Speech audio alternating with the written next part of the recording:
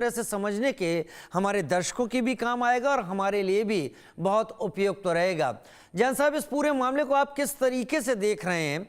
इसमें चल रही जांच कैसे होनी चाहिए? क्या वो सही दिशा में है? और अगर कल्प्रिट देश से बाहर निकल गया हो और देश की अदालत में ये कह रहा हो कि वो तो खुद विक्टिम है, तो आप किस तरीके से देखते बतौर पुलिस अधिकारी इन चीजों को? ये दोनों भाई जो हैं ये 100% दोषी हैं, 200% दोषी हैं। सारे कानूनों को ठेंगा दिखाकर, अधिकारियों को, लोकल ऑफिशियल्स को, सबको खरीद कर और ये क्राइम जो है ये यहाँ पर कमिट कर रहे थे। जिस प्रकार की इसकी संरचना की गई थी उसमें कभी भी आग लगने की संभावना थी। फायर सेफ्टी के कोई मेजर्स नहीं लिए गए थे। बैम्बू का बनाया गया था। अगर आग लग जाए तो 2 मिनट में पूरा जलकर खाक हो जाए। एक ही एंट्री और एक ही एग्जिट थी, वो भी बड़ी पतली थी। तो ये सब इन्होंने पूरा एक जो एक से आप कह सकते हैं कि ऐसा ताना बाना बुना, पैसा बचाने के लिए, पैसा कमाने के लिए। जो लोकल लॉज हैं, जो गांव वाले परेशान थे, साउंड साउंड जो है वो एक्सीड करती थी लिमिट से, गांव के लोग परेशान थे। हाई कोर्ट के द्वारा इसके डिमोलिशन के ऑर्डर्स भी दिए गए।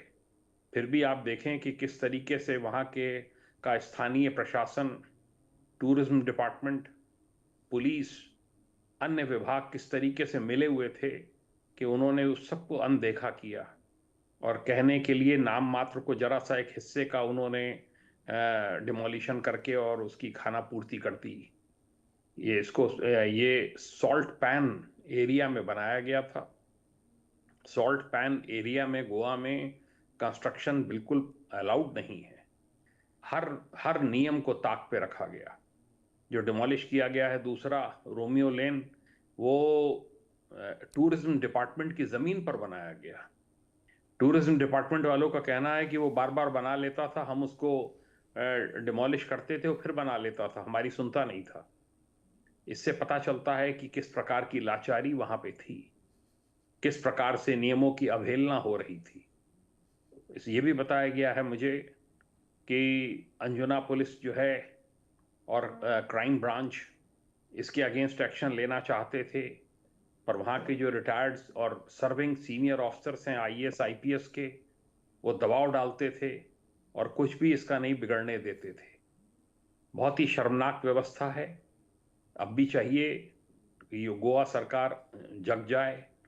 जिस प्रकार से सी के अंदर जगह जगह वहाँ पे नाइट क्लब्स बना लिए गए हैं। अब देखिए कजाकिस्तान की डांसर वहाँ पे डांस कर रही है। अभी यही पता नहीं है उनको कि वो प्रोफेशनल लाइसेंस पे आई थी या विजिटर वीसा पे आई थी। ये भी पता नहीं है कहाँ गई। ये सब कोई जानकारी नहीं है। वहाँ किन किन होटलों में कौन कौन विदेशी आके ठहर रहे हैं, ये सब सूचना पुलिस के पास होनी चाहिए, एलआईयू के पास होनी चाहिए। वो रिपोर्ट करते हैं, उसका क्या किया जा रहा है।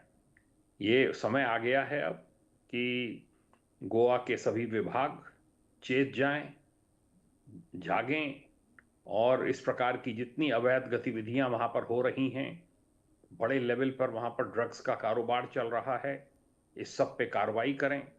विदेशी वहां बसे हुए हैं, इजरायली हैं, रशियंस हैं, जो वहां पे नाइजीरियंस हैं और हैं जो ड्रग का कारोबार करते हैं। वहाँ बताते हैं कि पुलिस रेड भी नहीं कर सकती है, इतने बड़े बड़े एस्टेब्लिशमेंट हैं उनके।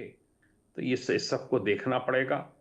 मैंने कहीं पढ़ा कि सीएम ने ऑर्डर किया है कि जितने अवैध इस प्रकार के क्लब्स चल रहे हैं उन सबको हटाया जाए।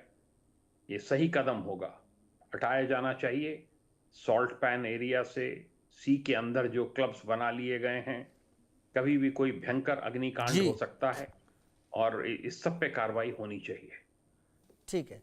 जय जैन साहब, बहुत धन्यवाद मेरे साथ जुड़ने के लिए। इस जानकारी के साथ वाकई आपने बहुत सारे इशारे दे दिए कि कौन इसमें कितना जिम्मेदार हो सकता है और कितना आसान है इस सारी कवायद को, इस सारी इन्वेस्टिगेशन को आगे ले जाना। शाहिद अंसारी अब मेरे साथ मुंबई से ज़्यादा जानकारी के साथ जुड़ गए हैं, बड़ा नज़दीकी नज़र रख रहे हैं। शाहिद, मेरा सवाल आपसे बहुत सीधा सा सवाल है। इस सब में मैं ये समझना चाहता हूँ, जो अधिकतर लोग इस वक्त पूछ रहे हैं शाहिद, कि लूथरा ब्रदर्स जो भागकर थाईलैंड जा चुके हैं, उन्हें वहां से यहां लाना, अकाउंटेबल ठहराना कितना आसान है, कितना चुनौती जैसा है? राजीव, देखिए कई चीज़ें हैं और अगर टेक्निकल देखेंगे तो कई चीज़ें बहुत अहम है और कई चीज़ें बहुत मुश्किल है और कई चीज़ें बहुत आसान भी हैं। शुरू से अगर हम बात करें राजीव, देखिए आज कोर्ट में भी जो उनकी बेल रिजेक्ट हुई है, एंटी सेबेटरी बेल जो रिजेक्ट हुई है दिल्ली की कोर्ट में, वहां पे भी जो है उनके वकील ने यह कहा है कि वो भागे नहीं है बल्कि वो किसी काम से गए हैं। दूसरी अहम बात यह है कि आप देखिए कि 12 बजे 11 और 12 बजे के बीच का ये हादसा है। 5:30 बजे की फ्लाइट से वो चले जाते हैं। दो चीजें हैं, अगर उनको मालूम है कि उनके किसी क्लब में 25 लोगों की मौत हो गई है तो उनको बजाय जाने के उनको इसका तो मुकाबला करना चाहिए था। उनको बताना चाहिए कि हमारा कोई रोल नहीं या हमारी कोई खता नहीं है। जाहिर सी बात है, कुछ था तभी तो वो बाहर गए। और अगर उनको जिम्मेदारी के एहसास होता 25 लोगों की मौत का, तो क्या उनका वो काम इन 25 लोगों की मौत से ज्यादा अहम था? लुथरा ब्रदर्स ने जो है, जब यहां से वो गए तो इससे पहले भी क्या हुआ है वहां, वो मैं आपको तफसीली बता देता हूं। इस क्लब को लेकर जो है थोड़ा कार्रवाई या न चलाने के लिए ऑर्डर था, लेकिन ये अपील में गए और अपील में जाने के बाद फिर से इसको धड़ल्ले से चला रहे थे। गोवा में आमतौर पर राजीव नियम और कायदे को जो है धज्जियां उड़ाई जाती हैं, लेकिन आमतौर पर यह होता आया है कि इसके बावजूद गोवा में नियम कायदा ताक पर रखने के बावजूद भी जो सयाह है, जो सैलानी है, उनको आज़ादी दी जाती है कि हाँ यहाँ आकर जो है वो इंजॉय कर सकें, घूम फिर सकें। लेकिन कभी न कभी ये तो होना ही था।